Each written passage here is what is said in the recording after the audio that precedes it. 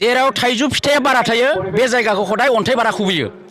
दिनै प्रमद बर'आ मोजां खामानि मावदों, बयनिख्रुइ साबसिन खामानि मावदों। बेनिखायनो बिरुदिया गावसोरनि अस्तित्वखौ रैखा खालामनो थाखाय बे समाव बिरुदिया अस्तित्व रैखानि मोनसे कुइसन सम आरो बेखौ लानानै दिनै नंनाय नङै जेराव नेहाद राव बुंनानै जोबथानाय राव जायखौ आनसिभिलाइज माने लेंगुवेज होननानै बुङो बे बाथ्रासिमहालागै थांनानै हाग्रामा सापर्टारफ्रा दिनै माने प्रमद बर'खौ सोंखारियो। आसा खालामदों फैगोन दिनाव जोंनि बे ओनसोलाव हाग्रामानि जिगाब दोंसेबो थानाय नङा, खारन रायजो राजाफ्रा जेरै ओंखारबोदों दिनै जोंनि मावनाय दांनाय रायजो राजा जिखिनि अभाब अभियोग बेखौ दिनै प्रमद बर'आ पुरन खालामनो थाखाय सुफुंनो थाखाय आवगायगासिनो दङ आरो बेखौ बुजिनानैनो दिनै रायजो राजाफ्रा दोलै नोगोरै ओंखारबोदों। दिनै भैरबकुन्द समस्तिनि सिङाव खावरां प्राइमारि कमिटिनि अर्गेनाइजेसनावहाय जोंनि इउपिपिएलनि मोनसे महा जयनिं सेरेमनि जादों आरो बे महा जयनिं सेरेमनियाव टटेलि 700निबो बांसिन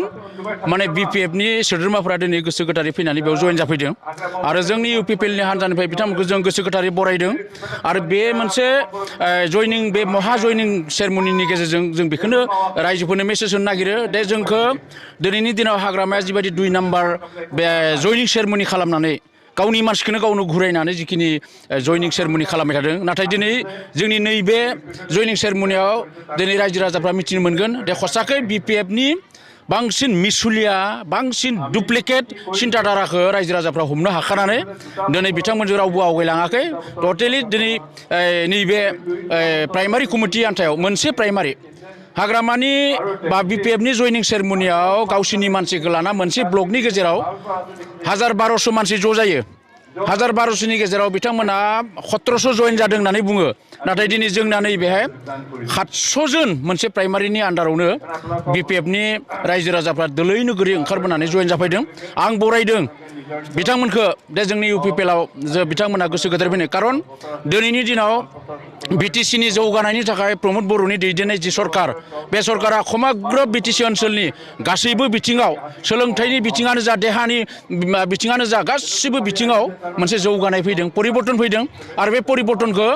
हाग्रामाया जेसेबांखि नंखाय बुङा मानो, हाग्रामा हान्जाया जेसेबांखि नंखाय बुङा मानो जोंनि बिटिसि बासि रायजो राजाफ्रा बुजिनो हादों, हमदांनो हादों। फैगोन दिनाव जे बिटिसिआव जौगानांगौब्ला बिटिसिआव सान्ति नांगौब्ला एकमात्र प्रमद बर'नि दरकार आरो बे प्रमद बर'खौ लानानैनो जोंनि बिटिसि ओनसोलनि रायजो राजाफोरा गोबां हास्थायनानै दिनै थांनाय दिनफोराव इउपिपिएलजों गैयामोनब्लाबो दिनै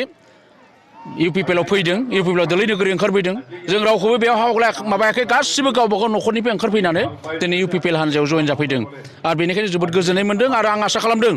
फैगोन दिनाव जोंनि बे ओनसोलाव हाग्रामानि खोमोनदायसेबो थानाय नङा, जिगाब दोंसेबो थानाय नङा, खारन रायजो राजाफ्रा जेरै ओंखारबोदों दिनै जोंनि मावनाय दांनाय रायजो राजा जिखिनि अभाब अभियोग बेखौ दिनै प्रमद बर'आ पुरन खालामनो थाखाय सुफुंनो थाखाय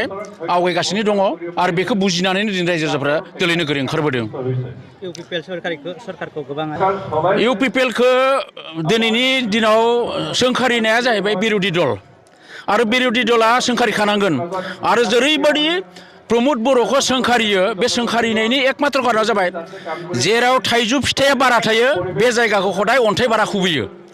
दिनै प्रमद बर'आ मोजां खामानि मावदों, बयनिख्रुइ साबसिन खामानि मावदों। बेनिखायनो बिरुदिया गावसोरनि अस्तित्वखौ रैखा खालामनो थाखाय बे समाव बिरुदिया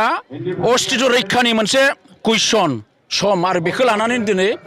नंनाय नङै जेराव नेहाद राव बुंनानै जोबथानाय राव जायखौ आनसिभिलाइज माने लेंगुवेज होननानै बुङो बे बाथ्रासिमहालागै थांनानै